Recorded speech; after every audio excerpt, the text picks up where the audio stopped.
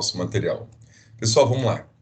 Então, veja, eu vou começar com vocês conversando a respeito do artigo 124, né? Como combinado na aula anterior, nós vamos hoje exaurir os crimes contra a vida, tá? Então, veja, já falamos do crime de homicídio, já falamos da instigação ao suicídio, falamos sobre o crime de infanticídio, e agora nós vamos falar nos últimos três. Então, veja, eu tenho 3 crimes de aborto? Tenho 3 crimes de aborto, tá? 124, 125 e 126 do Código Penal. E por que 3 crimes de aborto? Pessoal, aqui, o legislador, ele achou interessante não aplicar a teoria monista, tá? Ou a teoria também chamada teoria unitária, em que um crime, todas as pessoas envolvidas nesse crime respondem por um único crime, na medida da sua culpabilidade. Aqui é uma exceção pluralística. Aqui nós adotamos a teoria pluralística. Em que sentido? Cada um dos envolvidos no crime de aborto tem um artigo específico, tá? Então veja que isso aqui é uma exceção à regra, em que a maioria dos crimes, os acusados, né, de uma forma geral aí, eles são punidos pelo mesmo crime na medida da sua culpabilidade. E aqui não. Aqui tem essa diferenciação. Só que é importante que vocês entendam essa diferenciação, tá? Então, veja, o artigo 124 e o artigo 126, digamos que é a mesma coisa, tá?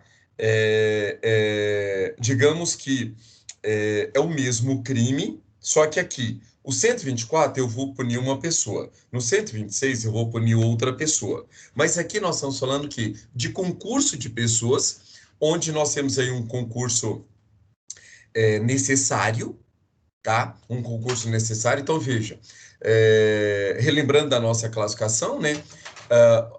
O crime, ele pode ser unissubjetivo, quando praticado por um só agente, ou ele pode ser plurissubjetivo, quando esse crime é praticado por 2 ou mais pessoas, ok? Então, veja, o crime do artigo 124, ele é um crime, ele pode ser um crime unissubjetivo, mas, ao mesmo tempo, ele pode ser um crime plurissubjetivo, tá? Ou seja, o 124 pode ser cometido por uma só pessoa, mas esse 124, ele pode, se a gente pegar a parte final, ele deve ser cometido no mínimo por 2 ou mais pessoas. Por isso que nós falamos aí no crime plurissubjetivo ou de concurso necessário de condutas paralelas. De condutas paralelas. Então, entendam comigo. O artigo 124 fala provocar aborto em si mesma. Então, aqui nós temos um crime unissubjetivo, nós temos apenas um único agente, a mulher que está grávida, provocando o aborto em si. Tá? Então, veja, provocar aborto no Brasil é crime? Por enquanto, ainda é. Apesar que o STF deu uma elasticada aí nos casos de exclusão do crime, mas ainda é crime, tá? Provocar aborto em si mesma. Então, imagine aí aquela situação da mulher grávida, ela compra aí um determinado remédio e toma esse remédio exatamente para abortar o produto da concepção. Então, veja, essa é uma conduta. Essa é uma conduta. Tipo unissubjetivo, tá? Ou também chamado monossubjetivo. Pois bem, agora, olha a segunda parte do artigo 124. Provocar por si mesmo, né? Ou consentir que outrem lhe o provoque. Ou consentir que outrem lhe o provoque. Pessoal, veja que aqui nós temos uma situação em que a mulher ela está grávida e ela permite que outra pessoa provoque aborto nela. Então, nesse caso, nós temos um crime plurissubjetivo, também chamado de concurso necessário, de condutas paralelas. De condutas paralelas. Por quê? Eu tenho aí 2 vontades voltadas para o mesmo crime. Eu tenho 2 vontades voltadas para o mesmo crime, tá? Renato, bom dia. Lucas, bom dia. Sejam bem-vindos. Então, vejam. Qual a diferença aqui? É muito importante que vocês entendam essas diferenças. Por quê? Porque o 124, pessoal, apesar de, olha que interessante, apesar de ser classificado essa parte final como crime plurissubjetivo, de concurso necessário de condutas paralelas, o 124 eu só puno a mulher.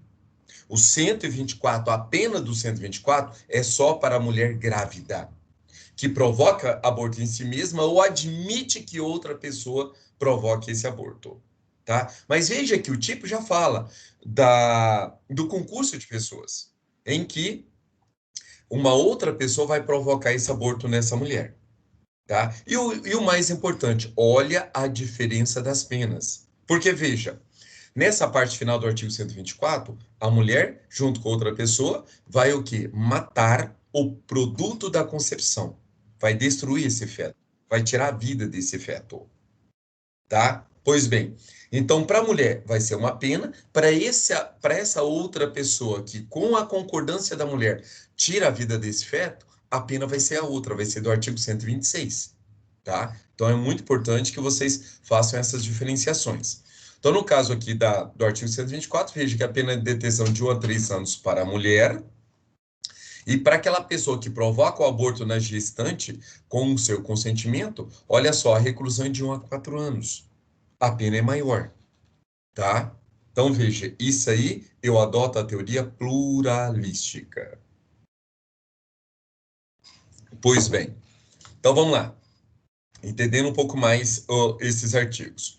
A rubrica marginal do crime do artigo 124 tem como nomenclatura aborto provocado pela gestante ou com o seu consentimento, ok? Então, aqui existe a participação efetiva da mulher grávida, tá? Então, nesse caso, a mulher grávida, ela é vítima? Não, ela é autora, ela é criminosa, tá? Porque ela está tirando a vida do feto. Vamos ver lá, vamos lá. O preceito primário da lei penal incriminadora tem como conduta, né, provocar aborto em si mesmo ou consentir que outrem lhe o provoque. Nós já conversamos nas aulas anteriores sobre o que? Quando que o direito penal começa a proteger essa vida intrauterina. E falamos que o início da proteção do direito penal começa com a nidação. O que é a nidação? É quando esse óvulo ele é fecundado e ele desce para as trompas de Falópio, onde ele vai se alojar no útero, tá? Uma gestação uterina. Então, essa gestação uterina é que é a protegida pelo direito penal. Esse processo todo geralmente demora o quê? De 14 a 15 dias. Então, esse processo é chamado de nidação. É quando o óvulo é fecundado e vai se alojar no útero materno, tornando a vida viável. Então, a partir desse momento, existe a proteção do direito penal, sim. Então, a mulher que toma a pílula do dia seguinte, ela comete o crime de aborto? Só perante a igreja, tá? Algumas entidades religiosas falam que a pílula é abortiva e não sei o quê, mas isso é no campo religioso. Para o campo penal, não, porque essa vida não é viável. Então, quem usa o DIU, quem usa a pílula do dia seguinte, tá? Não comete o crime de aborto. Por quê? Porque ainda não houve anidação. Esse embrião fecundado aí, ele não alojou no útero materno. E aí nós temos casos de crimes impossíveis em que toda vez em que essa gestação ela não for alojada ali no útero, for uma gestação, por exemplo, placentária, ela não terá proteção do direito penal, porque a vida, neste caso, não é viável, tá? Trata-se de crime impossível, ok? Então, mesmo que a mulher não saiba que a gestação dela seja viável, mas ela tomou remédio, e aí, suponhamos, aconteceu o aborto, mas na perícia constata-se que essa gestação era uma gestação fora do útero materno, a mulher não vai ser responsabilizada. Não vai ser responsabilizada. Por quê? Por causa do crime impossível. Absoluta impropriedade do objeto ou absoluta impropriedade do meio utilizado, tá? Então, veja, artigo 17 do Código Penal. Se a mulher, achando que está grávida, toma um remédio abortivo, mas ela não está grávida, crime impossível. Agora, a mulher estando grávida, toma um remédio para fazer esse aborto, mas essa gestação dela é uma gestação placentária, tá? Não é uterina. Então, neste caso, também trata-se de crime impossível, ok? Pois bem, pessoal, olha aqui a respeito da pena. Detenção de 1 a 3 anos. Essa gestação essa pena aí de 1 a 3 anos, esse preceito secundário, ele já nos afirma que aqui é um crime considerado de médio potencial ofensivo. Por quê? Porque não se aplica o conceito aí de crime de menor potencial ofensivo, em que a pena máxima não pode ser superior a 2 anos, tá? Então, veja, aqui a gente analisa algumas consequências. Da lei dos juizados. O que eu aplico da lei dos juizados? Simplesmente a suspensão condicional do processo, tá? Simplesmente a suspensão condicional do processo, que está no artigo 89 da Lei nº 99/95. Isso quer dizer o quê? Quer dizer que, neste exemplo, o Ministério Público vai fazer uma proposta de suspensão do processo, caso a pessoa preencha todos os requisitos legais do artigo 77 do Código Penal, e o processo vai ficar paralisado de 2 até 4 anos, ok? Se a pessoa não cometer absolutamente nada, a pessoa haverá uma causa extintiva de punibilidade e ele não vai responder por nada, não haverá nenhum tipo de mancha na sua folha de antecedentes, tá? Então é muito importante isso. Falei para vocês o início da proteção do direito penal. E é importante que lembre a vocês o final da proteção do direito penal para o crime de aborto, tá? Então lembre, toda vez que há uma gestação, o final dessa gestação ou vai ser um parto normal ou vai ser um parto cesáreo, ou também chamado tomotossia. No parto normal, nós falamos aí que tem defensores que falam que inicia-se aí o final da proteção do aborto e o início ali do homicídio, do infanticídio, né? Exatamente com as contrações para a expulsão do feto. E eu avisei a vocês que essa não é a melhor tese. A melhor tese é exatamente o rompimento da membrana da amniótica, tá? Segundo, o parto cesariano. O parto cesariano a partir do momento das primeiras incisões abdominais. Então, aí a gente não fala mais na proteção do artigo 124, 125 ou 126. Aí nós já iremos falar se houver um ataque a esse neonato, ou vai ser o infanticídio ou vai ser o homicídio, a depender das circunstâncias que nós já estudamos, ok? O que eu preciso falar mais para vocês sobre o artigo 124? Pessoal, até agora, alguma dúvida?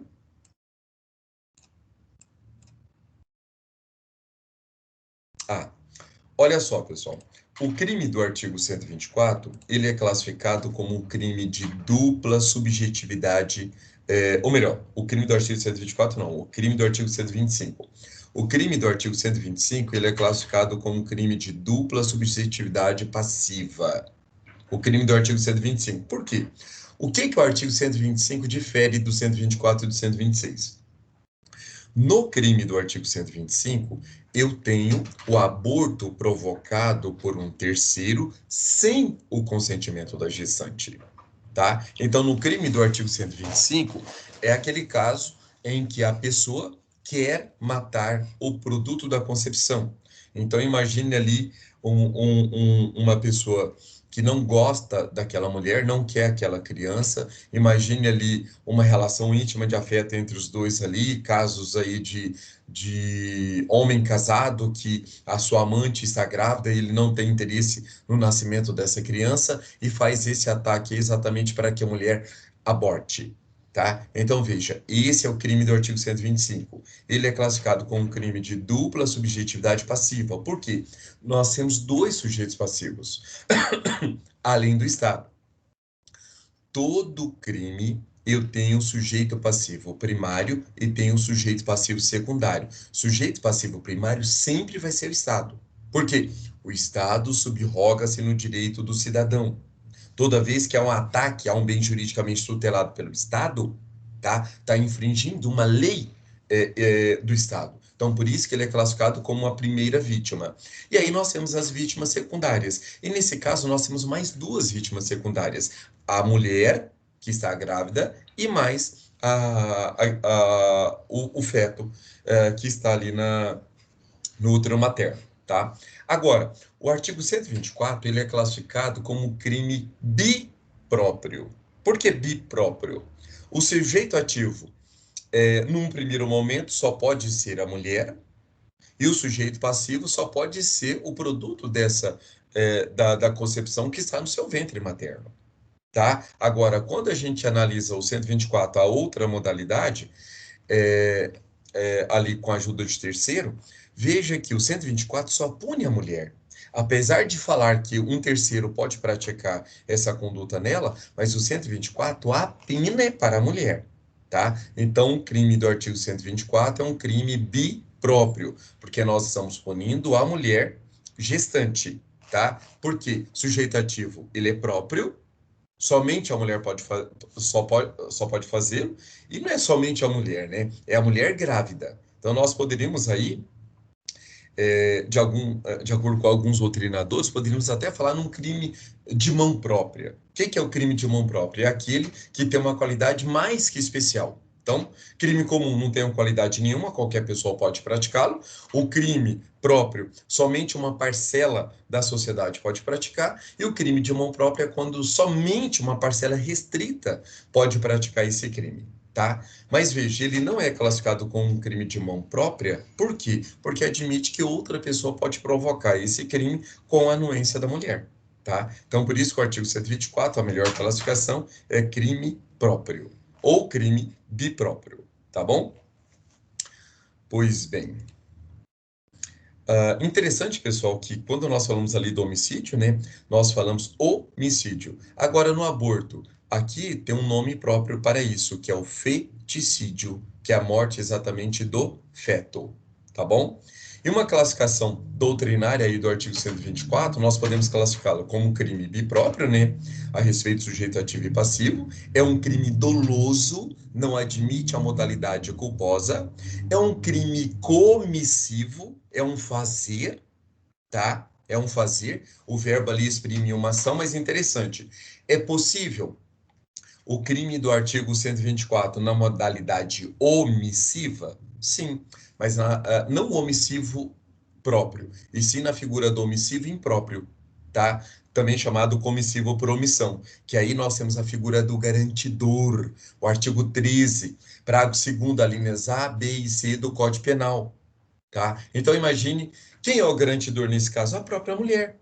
Então imagine uma mulher que está grávida e que começa a ter sangramento durante essa gestação. Então veja, se a mulher está grávida e está tendo, se ela, pessoal, só um momento, tem uma aluna aqui pedindo o link.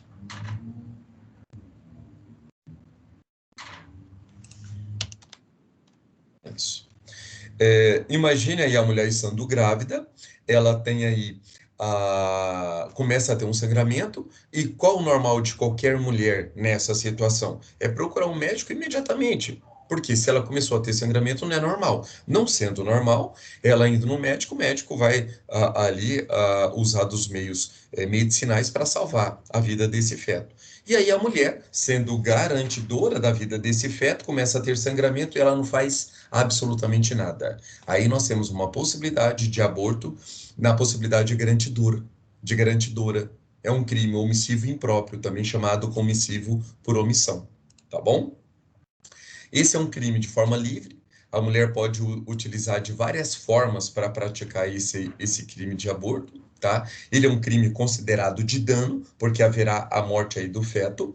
Ele é considerado um crime material, porque existe a previsão aí do resultado naturalístico, tá? Ele é classificado como um crime não transeunte, ou seja, é necessário fazer perícia para testar aí se o feto tinha vida, tá? Se ele tinha vida, para testar os remédios abortivos, para a gente fazer a diferenciação de um aborto natural para um aborto doloso, porque o aborto natural, pessoal, acontece em que o próprio corpo ali expele esse produto da concepção e que não há dolo por parte da vítima, por parte da mulher. E nesse caso não há crime.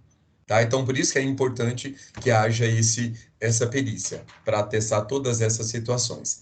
Ele é classificado como crime instantâneo de efeitos permanentes, monossubjetivo, unissubjetivo, né, de concurso eventual a respeito da primeira modalidade, e na segunda modalidade, ali junto com o artigo 126, é de concurso necessário, tá bom? Ele é classificado como crime plurissubsistente, porque admite a tentativa. Ele é classificado como crime plurissubsistente, porque admite a tentativa, tá bom? Pessoal, quando que se dá a consumação desse crime? A consumação desse crime se dá exatamente com a expulsão desse feto, tá? E a sua morte, ou a morte desse feto dentro da barriga da mãe, tá? Então, quando que se dá a consumação do crime de aborto? Com a morte da vítima. Com a morte da vítima. Quem é a vítima? O feto, tá? Terezinha, bom dia, seja bem-vinda.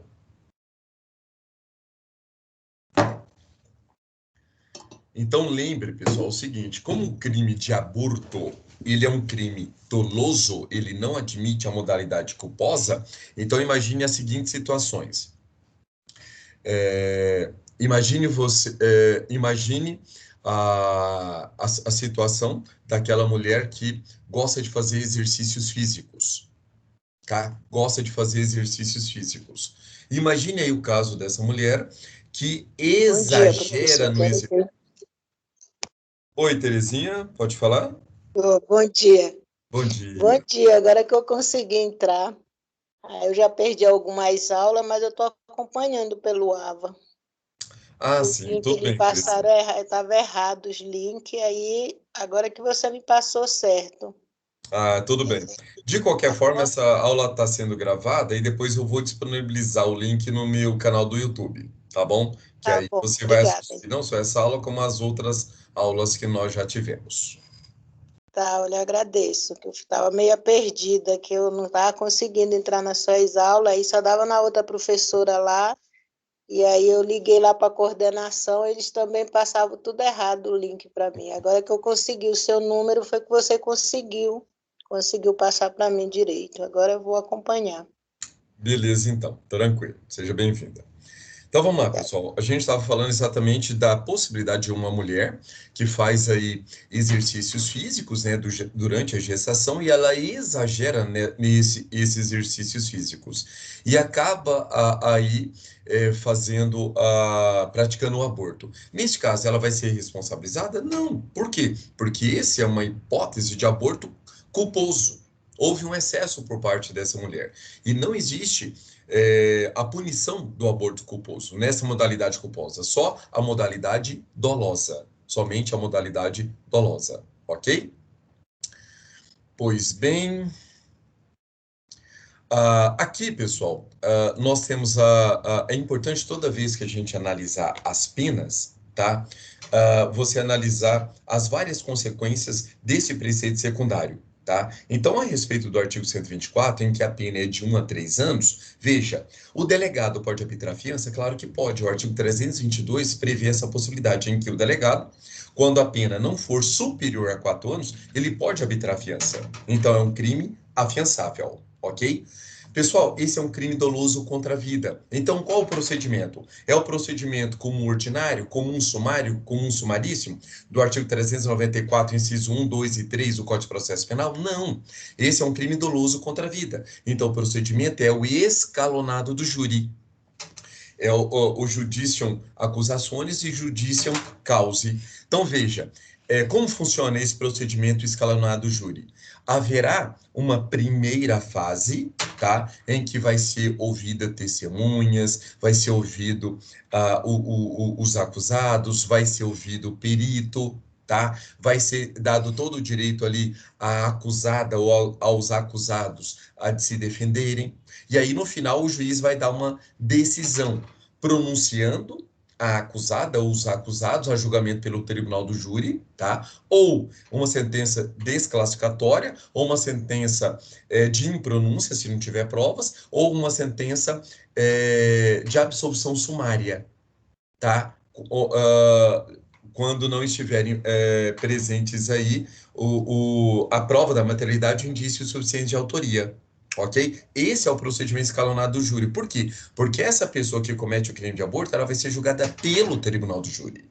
Aviso a vocês, pessoal, raríssimos os casos no Brasil de mulheres que foram condenadas aí no tribunal do júri, tá? Apesar de ter esse crime, apesar de toda essa comoção social, quando fala-se de tirar o crime de aborto aí do Código Penal, mas na prática são raríssimos os casos de pessoas que são julgadas aí pelo tribunal do júri. Então a incidência é ínfima, é muito pequena, tá? Lembre que nesse caso a ação penal é pública e incondicionada, e como a pena aí do artigo 124 o mínimo dela aí de 1 ano, né, como eu falei a vocês, é possível sim a aplicação do sursi processual, previsto no artigo 89 da Lei 999/95, ok? Já no caso aí do aborto provocado pelo terceiro sem consentimento da gestante, veja que aí a pena é de reclusão de 3 a 10 anos. Então, veja que a pena máxima é 10 anos. Então, veja, o delegado não pode arbitrar a fiança, também é um procedimento escalonado do júri. Ao final, essa pessoa vai ser julgada pelo tribunal do júri, tá? Aplicação ali do artigo 406 e seguintes do tribunal do júri. Ação penal pública incondicionada e não é possível sursi processual. Por quê? A pena mínima é superior a 1 ano, tá? E no aborto provocado por terceiro, com consentimento da gestante, a pena é de reclusão de 1 a 4 anos. Então, veja que o limite máximo é 4 anos dessa margem criminal, né? Neste caso, o delegado pode arbitrar a fiança, de acordo com o artigo 322. O procedimento ainda é o escalonado do júri. A ação penal é pública e incondicionada e é possível a aplicação do sursi processual da lei dos juizados, tá? Porque a pena mínima não é superior a 1 ano. Previsão do artigo 89 da lei 9.099/95, ou barra 999/96. Ou é 95? Agora fiquei em dúvida, só um momento. Pessoal, em 9.099, ela é de 1995. 1995, ok? Pois bem, o que eu preciso... Alguma dúvida, pessoal, até agora? Professor, Oi, pode falar. aí no caso, se uma pessoa der alguma comida, sei lá, algum remédio para uma mulher grávida e ela vier a abortar, aí no caso ela responde também. Aí no caso, culposo. Pessoal, olha só, vamos lá. Olha só, Paulo. Se a pessoa, suponhamos, a pessoa vai fazer um jantar para uma mulher grávida, essa pessoa sabe que ela está grávida e ela coloca um produto nesse jantar que provoca a expulsão do feto. Então, veja, a pessoa sabendo disso, ela está provocando o aborto. Ela vai ser responsabilizada pelo artigo 125 do Código Penal. 125 do Código Penal, tá? E porque não tem um consentimento da gestante. Então, ela vai pegar essa pena de 3 a 10 anos de reclusão. Agora, suponhamos que a pessoa fez o jantar, colocou alguns produtos ali, algumas ervas, e não sabia dessa potencialidade de praticar o aborto em mulheres grávidas. Então, nesse caso, ela vai ser responsabilizada? Sim ou não? Eu creio que sim. Que jeito? Não, tipo, tipo assim, ela matou uma pessoa, mas foi sem querer, né? Então, tipo assim, o sem querer também é crime, né? Não? Será, Paulo? Ah, Será? Tá. Vamos imaginar o seguinte, Paulo. Você é um esportista, você gosta de caça, e no Brasil, como isso hoje está praticamente proibido, tá? A não ser que seja para alimento pessoal aí, para saciar a fome e etc. Mas imagine que você faça um passeio pela África, onde em determinado local ali na África é possível você fazer exatamente uma caça esportiva. E aí você está numa região extremamente hostil, uma região em que só tem animais, e aí tem um arbusto, começa a se mexer, você imagina que seja ali um animal que você está querendo, que você está caçando, e você atira e mata o animal.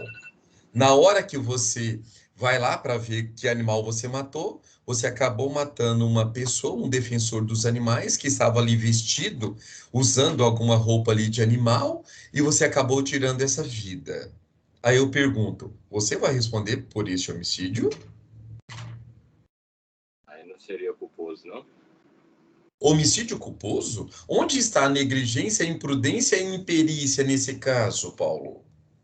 Você está no local que é próprio para caça. Você está no local que, em tese, não tem pessoas ali. Você atira no arbusto achando que é um animal bravio. Onde existe a negligência, prudência e imperícia nesse caso? Não, mas não matou uma pessoa do mesmo jeito? Matou uma pessoa, mas e aí? Paulo, aprenda. Em direito penal, a pessoa só vai ser responsabilizada se houver responsabilidade subjetiva. Leia-se. Ou é modalidade dolosa ou é modalidade culposa. Modalidade dolosa tem que haver dois elementos. Dolo, tem que haver dois elementos. Vontade e consciência. Você tem que ter vontade de matar a pessoa e consciência que você está matando a pessoa. Existe a modalidade dolosa tanto nesse caso do aborto como nesse caso do animal? Não existe. Não existe. Não existe dolo. Ah, professor, então existe a modalidade culposa. O que é a modalidade culposa? É quando eu ajo com negligência, imprudência ou imperícia. Tá? Imperícia é em razão de ofício, profissão, arte, está fora. Negligência é quando você deveria agir com cuidado e não agiu, é o não fazer, não é o caso. Aí sobrou o imprudente. Qual a modalidade de imprudência aqui? Você deveria chegar, não, deveria esperar o animal sair do local para saber se é uma pessoa vestida como animal? Não, Paulo. Não. Não existe modalidade de imprudência, imperícia ou negligência nesse caso. Nesse caso, Paulo, a pessoa não vai responder porque erro de tipo, artigo 20 do Código Penal. Se a pessoa tinha total desconhecimento da realidade, se a pessoa tinha total desconhecimento da realidade, ele não responde pelo crime. Ah, mas ele matou uma pessoa. Fazer o quê?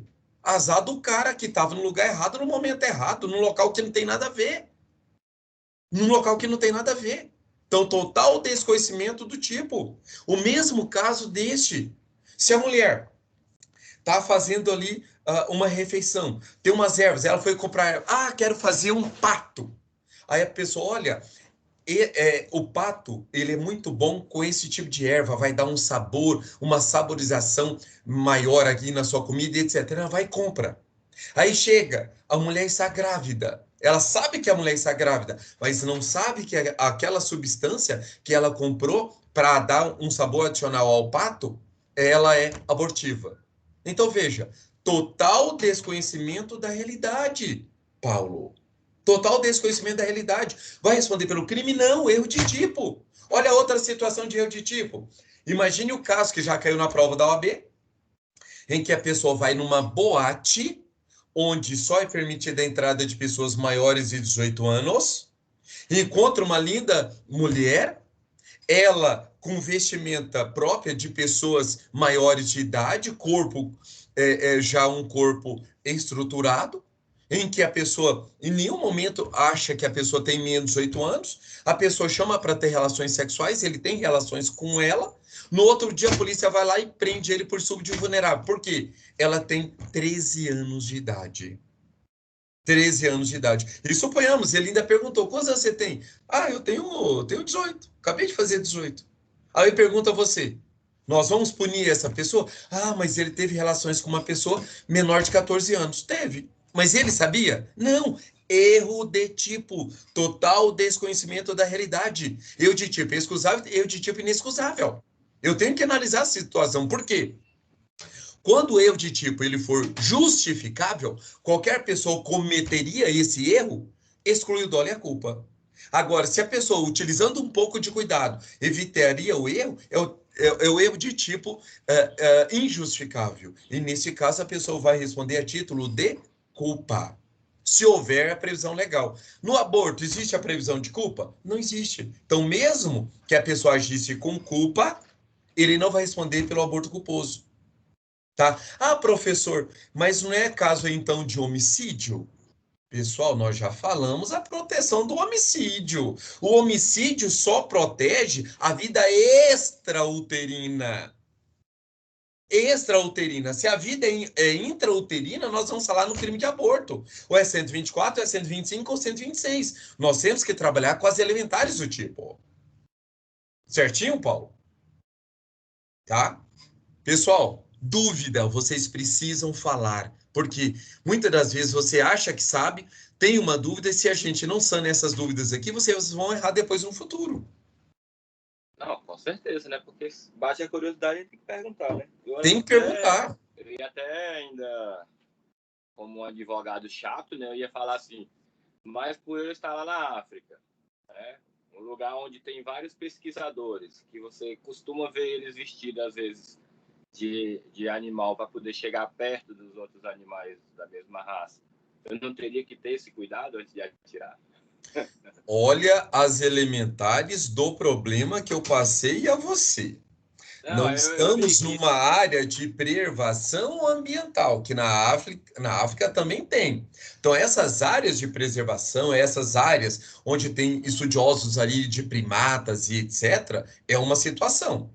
É uma situação. Eu falei a vocês o quê? Que a pessoa estava numa área de caça.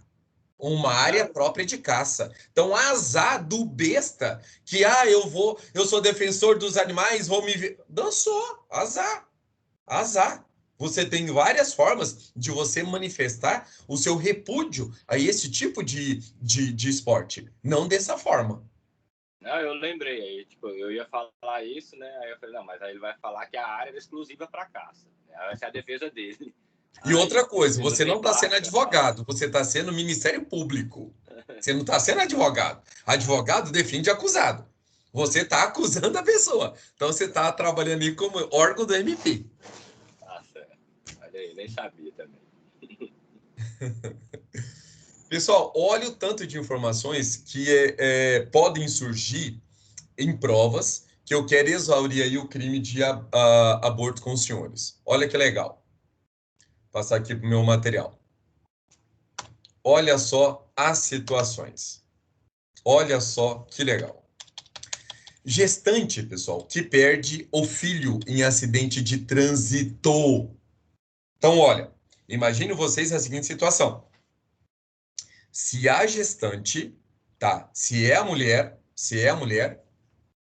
ela está dirigindo o veículo automotor, tá com excesso de velocidade, tá? Tá com excesso de velocidade, acaba provocando um acidente, acaba aí matando o próprio filho, tá? Então veja que o artigo 124, ela não prevê a modalidade culposa.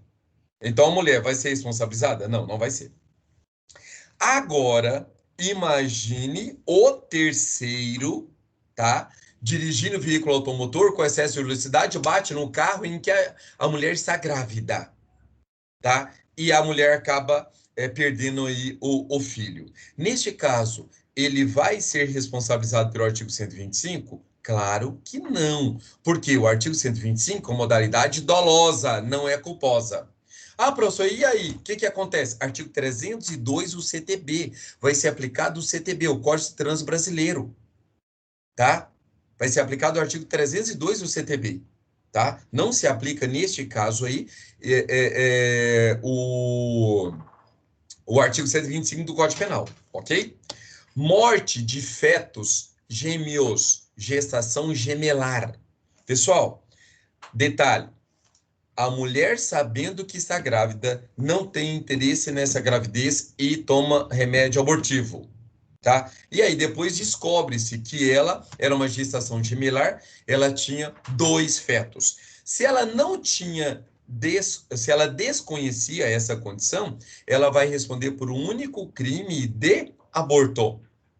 Se ela sabia que a gestação era de gêmeos e mesmo assim fez manobras abortivas, ela vai responder por 2 crimes de aborto na modalidade concurso formal impróprio. Uma só ação com 2 ou mais resultados, tá? Criminosos. Então, concurso formal impróprio, artigo 70, parágrafo 1º, ou artigo 70, segunda parte do artigo 70 do Código Penal. E nesse caso, as penas serão somadas, porque o critério de aplicação da pena não é o da exasperação, tá? O critério de aplicação da pena vai ser o do cúmulo material, tá? O mesmo raciocínio a gente aplica no artigo 125, tá? Se a pessoa pratica o aborto sem o consentimento da gestante, se ele desconhecia, e aí olha só, Paulo, a gente responde sempre pelaquilo que a gente conhece, tá? Se a pessoa não conhecia essa gestação gemelar, e aí ele simplesmente tira a vida dos 2 fetos, ele vai responder por um único crime, tá, de aborto. Agora, ele sabendo dessa condição, acaba dando um chute na barriga da mulher grávida, e ela vem a perder aí os gêmeos, neste caso, ele vai responder por 2 crimes, concurso formal impróprio, ok? Pois bem, agressão à mulher sabidamente grávida. Então, a pessoa só vai responder pelo crime de aborto do artigo 125 se ele souber que ela está grávida. Se ele não sabe, pessoal, se visualmente não dá para saber, e se ele não sabia e brigou com a mulher ali e deu um chute, suponhamos, uma briga de trânsito, né? Nem caso de violência doméstica familiar contra a mulher. É uma briga de trânsito entre homem e mulher, houve uma batida ali de veículos. E aí o homem fica numa raiva danada e dá um chute na barriga dessa mulher, ele não sabendo que ela está grávida, ele vai responder pela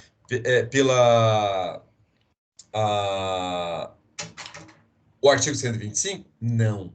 Ele não vai responder pelo 125. Pessoal, ele vai responder pelo 129. Olha que legal. Deixa eu até mostrar a vocês como funciona. Olha só. Isso aqui é questão de concurso. Olha só o artigo 129.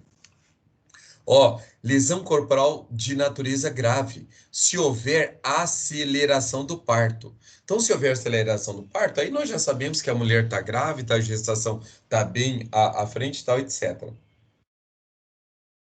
E aqui, o bebê não morre, tá? Só houve aceleração do parto nessa lesão corporal grave.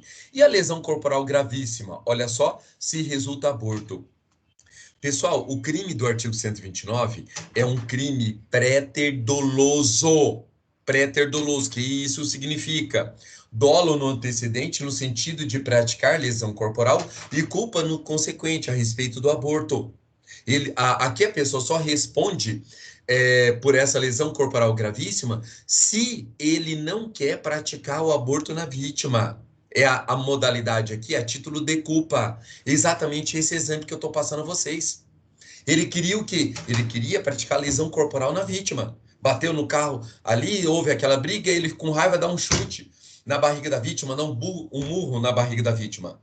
E ele não sabe dessa situação. Então, nessa situação, culpa, ele vai responder pelo resultado culposo, tá? Pelo resultado culposo, ok?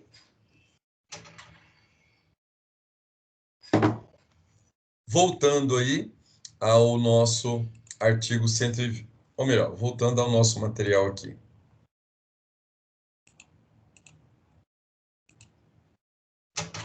Pergunta aos senhores sobre o artigo 125. Veja bem, 125 acumulado com o artigo 129. Quando nós falamos aí desse resultado agravador, pessoal, já caiu em prova de concurso exatamente essa afirmação que eu acabei de fazer a vocês, tá?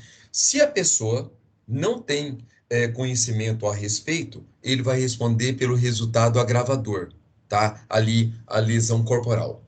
Pergunto a vocês, essa é a melhor saída? A pessoa brigou com uma mulher, não sabia, deu um chute na barriga e ela acabou abortando. Nesse caso, podemos classificá-lo como hipótese do artigo 129, parágrafo 2º, inciso 5? Crime pré-ter-doloso? Culpa no consequente? Se vocês se depararem com uma situação dessa, vocês vão colocar, imagine prova do CESP, certo ou errado? A pessoa não responde pelo o artigo 125, e sim pelo artigo 129, parágrafo 2º, inciso 5, porque ele não sabia dessa gestação. E aí ele vai responder a título de culpa, certo ou errado? Em relação ao aborto ou aceleração do parto, ele não sabia, tá certo. Então, pessoal, isso é um pega. Isso é um pega. Por quê? Nunca no direito penal a pessoa vai responder por algo que ele desconhecia. Nunca, nunca ele vai responder por algo que ele desconhecia, tá? Se ele desconhecia, ele nunca vai responder, tá? Então, qual a diferença do crime do artigo 125 para o crime do artigo 129, parágrafo 2º, inciso 5, que é exatamente aí o aborto? No 125, ele quer atacar o feto. No artigo 125, ele quer a morte deste embrião, tá? Então, no artigo 125, é exatamente isso. Ele quer praticar o aborto sem consentimento da gestante. Ok? Beleza. No 129, parágrafo 2º, inciso 5º, nós temos aí um crime pré-ter doloso. Dolo no antecedente e culpa no consequente.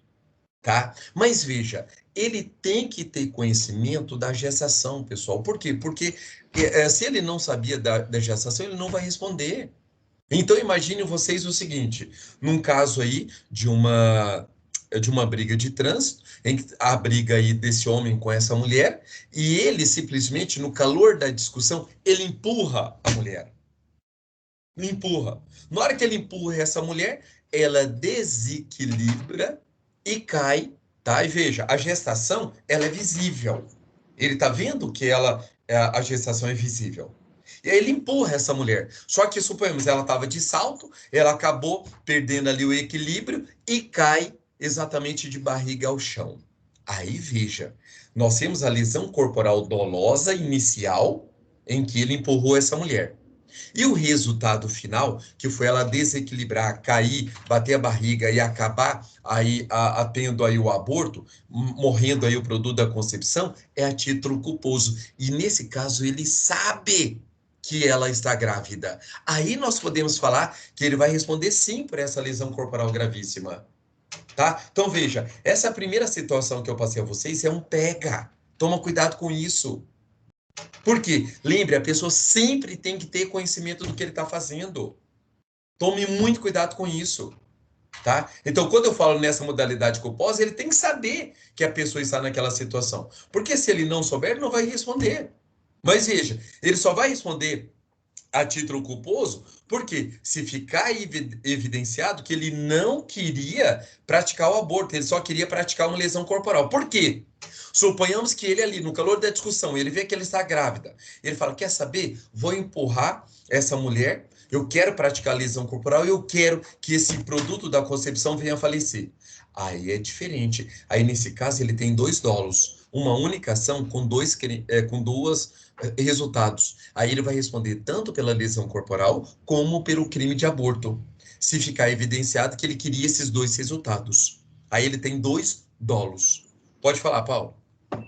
Então se o cara der um chute na barriga da mulher grávida, então já vê que ele quer o resultado, né? Porque mesmo que seja no calor da emoção, a lesão corporal, o chute, beleza. Mas se ele sabe que um chute na barriga vai provocar isso, então...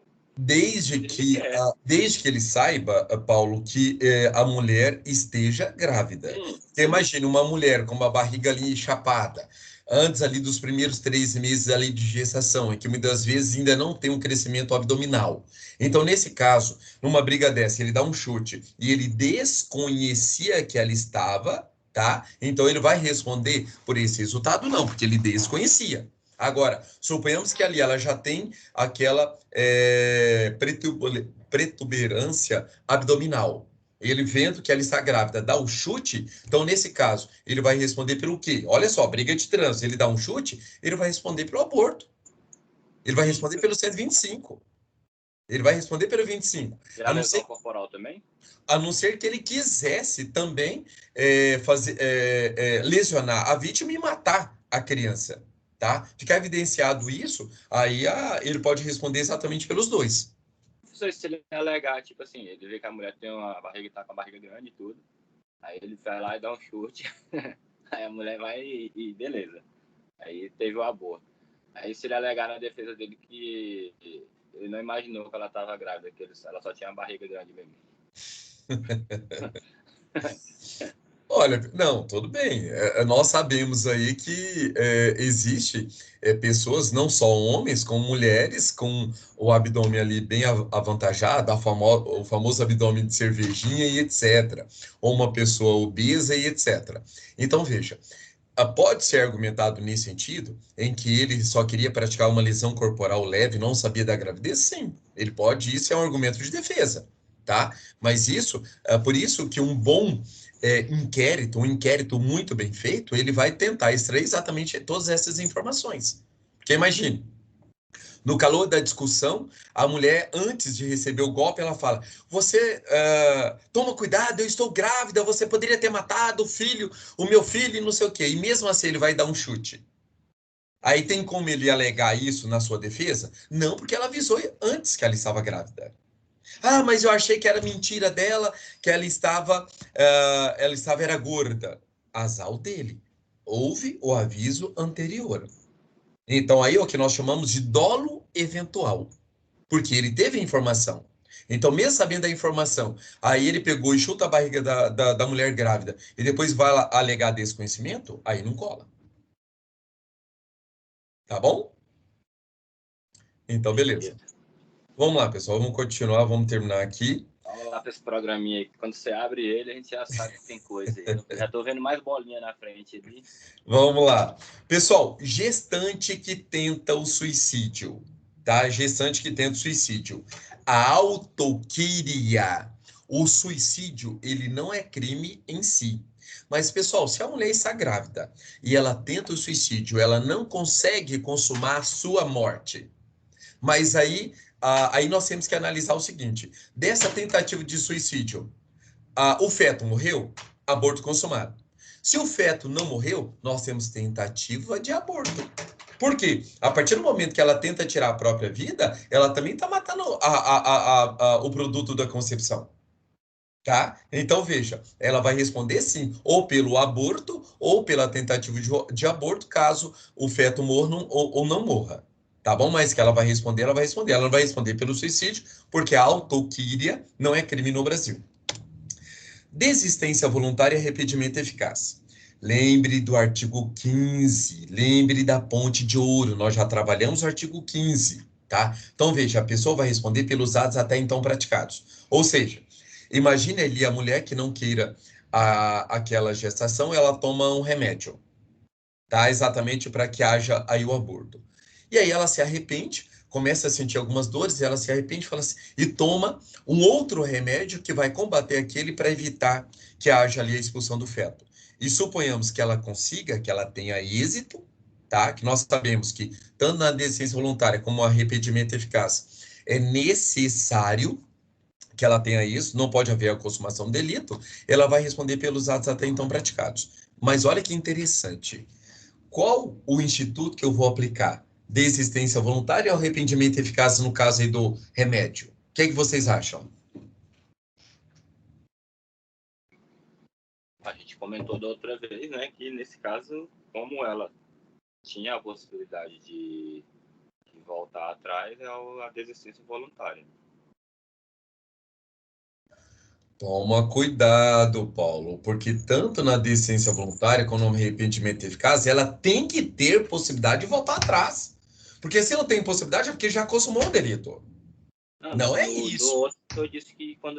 Não, eu acho que o outro se esgota as tentativas, né? Coisa assim. Exatamente. Na desistência voluntária, a pessoa fez tudo o que ela podia fazer para consumar o delito. E aí ela emprega, ou melhor, na deficiência voluntária, ela não esgotou esses meios. Ela começou e para ali no meio da ação. Ela inicia a execução e para no meio. No arrependimento eficaz, ela esgota todos os meios que ela tinha disponível e aí depois emprega nova energia para que não haja consumação. Então, veja, se eu tomo um remedinho para abortar, pronto, acabou. Ela já fez a ação. Então, se ela não fazer absolutamente nada, vai abortar? Vai.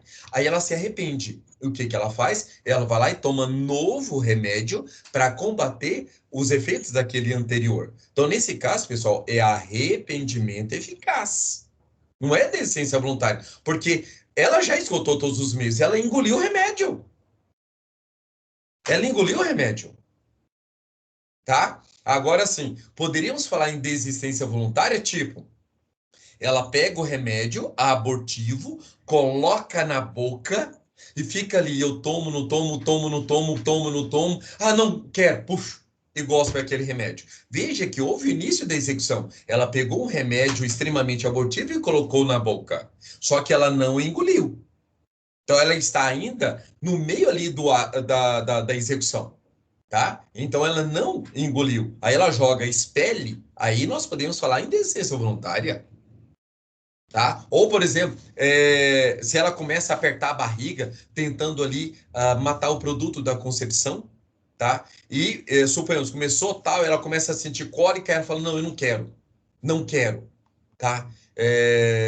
Como até agora não aconteceu absolutamente nada, só comecei a sentir cólica, a criança aparentemente ainda está viva, aí o feto, né, ainda está vivo, aí ela para. Aí poderíamos falar em desistência voluntária, porque o método utilizado é exatamente o quê? É comprimir a parte abdominal. Aí poderíamos falar em desistência voluntária.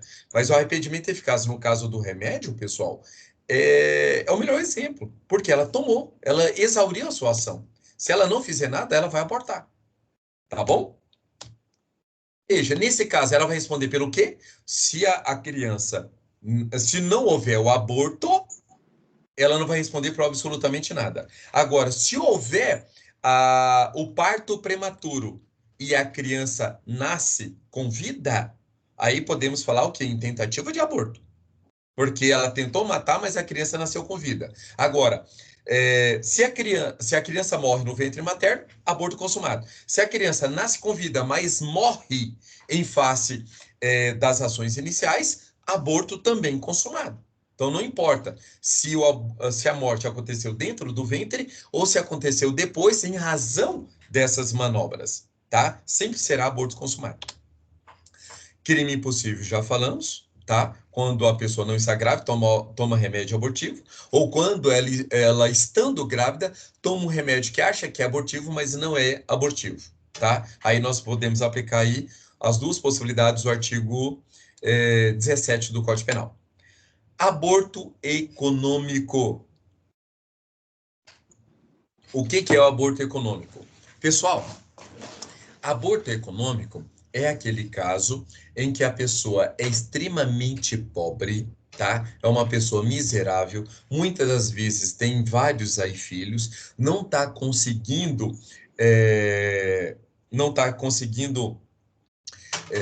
sustentar os seus filhos, e aí ele faz esse aborto exatamente para quê? Para não deixar uma pessoa a mais passar necessidade na vida, tá? Então, veja, essa é uma possibilidade em que a doutrina fala que não deveria ser punido, tá? Essa pessoa que comete o aborto econômico, tá? Como se estivesse em estado de necessidade. Mas não é bem assim. O aborto econômico, ele é proibido, sim. Por quê? Se a pessoa não quer aquela criança, coloca a criança para adoção. Coloca a criança para adoção, tá? Então, o aborto econômico é considerado crime? É considerado crime. E o aborto eugênico? Aborto eugênico. O que é aborto eugênico, pessoal? O aborto eugênico é aquele, por exemplo, um caso de microcefalia. É diferente de anencefalia, tá? A DPF 45 do Supremo Tribunal Federal, ele prevê essa possibilidade em que, se foi testado que a criança, tá, não tem cérebro, pode a mulher abortar sim, tá? Não precisa esperar a criança nascer, esperar ali algumas horas e falecer, tá? Se a criança não tem cérebro, é anencefalia. Então, nesse caso, é autorizado, sim, jurisprudencialmente, essa hipótese de aborto, ok? Não está no artigo 128, mas é possível, sim. Agora, a microcefalia, aí seria caso de aborto eugênico, ou seja, você sabe de uma má formação desse feto e você não quer um filho com má formação. Então, esse caso é criminoso? É criminoso. Então, criança, vamos supor que descobre que a criança vai ter síndrome de Down. Então, se a pessoa vai e pratica o aborto, também é crime, porque é o famoso aborto eugênico, tá? Ou seja, a criança não vai nascer perfeita e a pessoa simplesmente quer a morte dessa criança. Isso é crime, tá bom? Pessoal, ordem judicial. No caso do artigo 328, que nós já lemos, tá? Então, veja, no artigo 328 eu tenho dois casos. Um resultante de estupro e outro, no caso ali, para salvar a vida da gestante. No caso da salvar a vida da gestante, é tranquilo, né? Estado de necessidade, o médico vai fazer aquilo ali, ou vimos também, podemos fazer uma analogia em Bonham Partem, tanto o enfermeiro como a parteira podem fazê-lo sem ordem judicial, sem nada, e não é crime. Agora, no caso, há uma discussão muito grande a respeito disso. No caso de gravidez resultante de estupro, é necessário ordem judicial? Não é necessário, pessoal. Não é necessário, tá bom? Ah, professor, mas e se a gestante mente para o médico? Porque assim, um médico, pessoal, ele tem que ter um mínimo de segurança, tá? Ele tem que pedir ali pelo menos o boletim de ocorrência em que ela foi na delegacia e registrou ali o estupro que ela foi vítima, tá? Agora, suponhamos que a mulher seja uma mulher mentirosa. Vai na delegacia, registra a ocorrência, fala que foi uma pessoa assim assado, inventa uma situação, pega esse boletim de ocorrência, vai no hospital e o médico vai e pratica o aborto. Esse médico vai ser responsabilizado pelo artigo 126? Claro que não. Erro de proibição indireto, tá? Ele sabia que estava praticando um aborto, então não é erro de tipo. Mas ele achava que que aquela ação dela não era incriminada pelo direito, essa ação dele, tá? Então aí nós vamos aplicar o erro de proibição de direto, que acaba excluindo a culpabilidade desse médico, tá bom? E a mulher sim vai responder pelo crime de aborto do artigo 124, ok? E também pelo crime ali, em tese, deveria responder pelo crime de falsidade ideológica. Por quê? Porque ela foi na delegacia e registrou ocorrência, né, por um crime, e aquilo ali nós podemos falar assim que foi uma falsidade ideológica, mas o STJ entende que aplica o princípio da consunção, que o objetivo dela era exatamente o quê? A prática do aborto, tá? Então ela responde só pelo 124. Concurso de pessoas no delito de aborto, já falamos, do artigo 124 e do artigo 126. 124, a mulher é punida com uma pena menor do artigo 126, em que a pessoa que ajuda ou pratica esse aborto na mulher grávida vai responder com a pena ali do artigo 126, tá bom? Gestante que morre ao realizar o aborto, sendo que o feto sobrevive. Pessoal, aí nós temos as formas qualificadas do artigo 127, que na verdade não é qualificadora, tá? Não é qualificadora, é causa de aumento de pena, tá? Então, a pessoa que praticou o aborto na mulher com o consentimento dela vai responder pelo 126 com a causa de aumento de pena ali do artigo 127, tá? Porque a mulher morreu. Então, a mulher morreu, ela não vai responder pelo 124. Mas a pessoa que praticou o aborto nela, com o consentimento dela, vai responder pelo 126 mais o 127, tá? Que ela quer a causa de aumento. Porque houve aí a tentativa de aborto com resultado morte, tá? Então, vai responder pela tentativa de aborto com essa causa de aumento de pena, tá? Majorante nos crimes contra a dignidade sexual.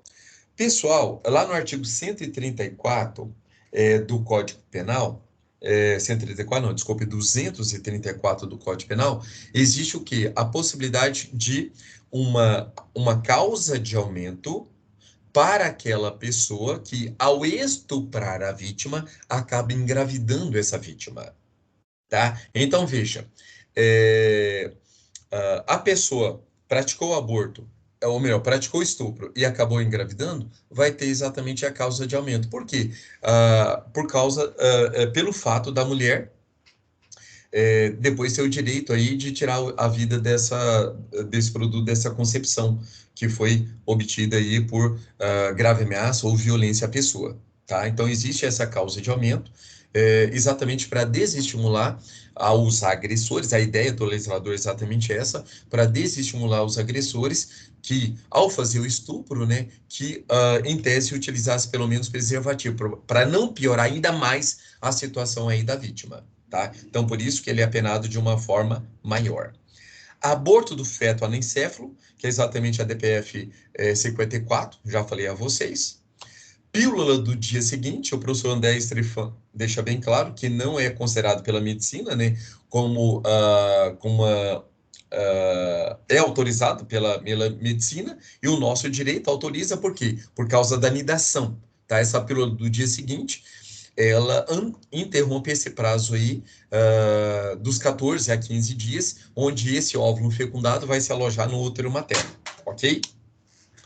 Pessoal, a primeira turma do STF, aí, principalmente aí, tendo a decisão do ministro Barroso, trouxe uma situação extremamente nova, grave, tá? Porque é o STF legislando. O que o STF legislou? Tudo que eu falei para vocês até agora, sobre a anidação, 14, 15 dias, caiu por terra por causa desse precedente do STF. O que o STF falou? Falou, olha, aborto legal até o 3º mês de gestação, antes da formação do feto. O que o STF afirmou? Que toda mulher, tá? Veja, a primeira turma do STF. Toda mulher tem o direito de abortar o filho, independente da situação, nos 3 primeiros meses de gestação, e não será considerado crime. Então, veja, pessoal, que é um precedente do STF que simplesmente quase que desnatura aí o aborto, tá? Do artigo 124 e 126. Tá? Por quê? De acordo com o STF, de acordo com o ministro Barroso, deve ser dado autonomia às mulheres. Tá? Ou seja, ela é dona do próprio corpo e etc. Então, tudo que nós falamos até agora, da anidação, dos 14, 15 dias, cai por terra com esse precedente. Veja, isso não é jurisprudência, isso não é súmula vinculante. Tá? Então, os nossos juízes, os nossos delegados, os nossos promotores podem ir contra o STF? Podem. Então, por isso que o que nós falamos ainda está valendo. Tá? Por quê? Porque não é uma súmula vinculante. Tá? É apenas um precedente da primeira turma do STF. Então, lembre dessa informação muito importante na hora da prova. Porque nós sabemos que hoje é a partir da nidação. A partir do momento em que esse óvulo fecunda no útero materno, a proteção do direito penal aí, artigo 124, 125, está ali. Agora, a respeito da mulher, 124 e o 126, tem esse elastério de acordo com o Supremo Tribunal Federal. De acordo com o Supremo Tribunal Federal. Tá? Ou seja, até o 3º mês da gestação tem essa possibilidade. Eu entendo que gera uma segurança jurídica enorme. Por quê, pessoal? Vocês sabem, para quem aí é mulher, para quem já teve filhos, que não existe um exame médico que tenha precisão de falar, você foi engravidada no dia tal. Não tem. Até hoje não existe isso. Tá? Então, ali, por isso que fala em semanas de gestação. Aproximadamente você tem tantos meses de gestação. Tantos meses. Então, veja, uma segurança jurídica enorme. Por quê? Para saber, não tem esses 3 meses correto. Então, pode acontecer da pessoa já estar com mais de 3 meses de gestação, ou talvez até no quarto mês de gestação, e ser aplicada essa decisão aí do STF, tá? E, por último, o Supremo Tribunal Federal entendeu que não se aplica o crime de aborto quando se realiza pesquisa em célula-tronco, tá? Isso também já foi objeto aí de muita celeuma. Então, esses embriões aí, que a fecundação in vitro e etc., tudo isso, pessoal, não é considerado hipótese de aborto, tá bom? E sobre o microcefalia, nós já tínhamos falado sobre ela. Pergunta aos senhores, até agora, alguma dúvida? Professor. Sim. Aí, no caso, tem uma mulher aí que está sendo, a mulher está sendo condenada, foi condenada. Aí, beleza, aí o advogado vem e fala, não, mas tem aqui o STF falou aqui que até os 3 meses pode. Então, aí tudo só vai cair por terra, tudo aquilo que aconteceu também. Ou nem vai para frente, porque assim, você falou que o juiz ele pode ir contra. Aí beleza, o juiz falou assim, não, vou te condenar aqui, né? Acabou. Aí tem que recorrer para poder aplicar esse conceito aí do STF. Então, olha que interessante, Paulo. A coisa não é tão fácil assim, tá? Por quê? Esse é um precedente. Então, imagine, uma mulher que foi condenada pelo tribunal do júri, né? Porque nós sabemos que o julgamento é pelo tribunal do júri. Suponhamos que o juiz, promotor, não concorde aí com esse posicionamento, leva para o tribunal do júri e o tribunal do júri acaba condenando, mesmo que o advogado alegue isso na tribuna. Pessoal, isso não quer dizer que a mulher vai ser absolvida, não. Por quê? Você precisa levar este processo até o Supremo Tribunal Federal. Existe um recurso chamado reclamação, que é quando a pessoa ela descumpre a súmula vinculante. Aí você pode levar direto para o Supremo. Só que nesse caso não existe súmula vinculante. Então, muitas das vezes o advogado fala, nossa, é causa ganha, você não vai ser condenada. Só que se o advogado não for esperto, por quê? Para você levar qualquer processo até o Supremo, você tem que fazer pré-questionamentos de ferimento à Constituição perante o juiz de direito, perante o juiz monocrático. Então, assim, se você não alega isso dos tratados internacionais, da questão de gênero, da autonomia da mulher a respeito do seu próprio corpo, tá? Desse ferimento de tratados inconstitucionais ou de tratados internacionais em que nós somos signatários, que são considerados aí normas supralegais ou supraconstitucional, se você não alega isso perante o juiz de direito, você não vai conseguir levar isso ao Supremo Tribunal Federal. No máximo, você pode levar ao Tribunal de Justiça, tá? Mas ao STJ e ao STF, você não vai conseguir. Então, olha o tanto que é importante que o advogado seja um advogado que entenda dos recursos. Um advogado que estude, tá? Porque muitas vezes você vê uma decisão dessa, vixe, ganhei a ação. Não, você vai perder. Se você não fizer o pré-questionamento, você vai perder. Tá bom? Ah, então beleza. É interessante esse negócio aí, porque já que não acata se quiser, e aí não acatando, você também não pode recorrer, só se tiver muita fundamentação. Assim, eu particularmente, se eu fosse delegado, o delegado, pessoal, ele não pode arquivar os autos de IP. Mas eu, nessa situação, eu nem faria o indiciamento da pessoa. Eu simplesmente faria ali, acharia ali a autoria, a prova da materialidade, indício de autoria, e mandaria para o juiz, para o juiz mandar para o Ministério Público, falando exatamente aí dessa decisão do STF.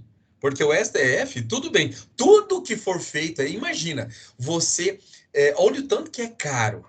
Olha o tanto que é caro.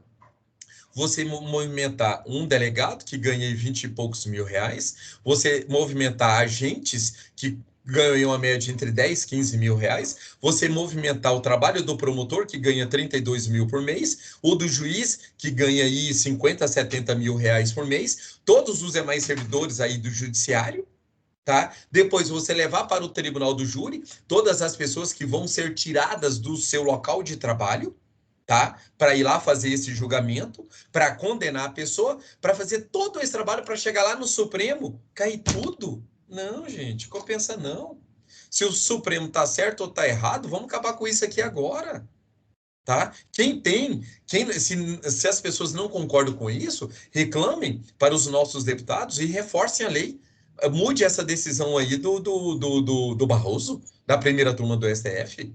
Agora, usar a máquina judiciária inutilmente, eu falo para vocês, tem tanto crimes aí terríveis, tem tanta corrupção aí que a gente vê que estão sendo prescritos exatamente porque não consegue julgar. Tá? É um absurdo. Olha, não vamos longe, não. Pessoal, hoje, antes de entrar na aula, eu estava olhando deputados distritais aqui que tem prova que o cara era entre aspas, um criminoso, fez captação de voto na sua empresa, pegou fez reunião, determinou que todos os funcionários especificassem o título de eleitor, zona eleitoral, para ele acompanhar se ele teria uma boa votação naquele lugar. Ou seja, o famoso voto de cabresto. Aí o que acontece? O TRE local cassou ele. Aí o STJ confirmou, ou melhor, o juiz cassou, o TRE cassou, e aí ele conseguiu uma liminar do Supremo Tribunal Federal para manter no cargo até o julgamento do recurso. Pessoal, foi cassado ele no primeiro ano de mandato, já está no terceiro ano e não foi julgado. Olha que absurdo. O ministro Dias Toffoli deu uma decisão, é irreparável se ele perder o mandato agora e depois se ele conseguir não for julgado. Jesus do céu! Foi julgado por um juiz, foi julgado por um tribunal. E o malandro tá lá, sugando a teta do governo. Aí o que adianta? Pessoal, o ano que vem perdeu o mandato, vai dar perda de objeto. É um absurdo isso. Tem que ser mudado.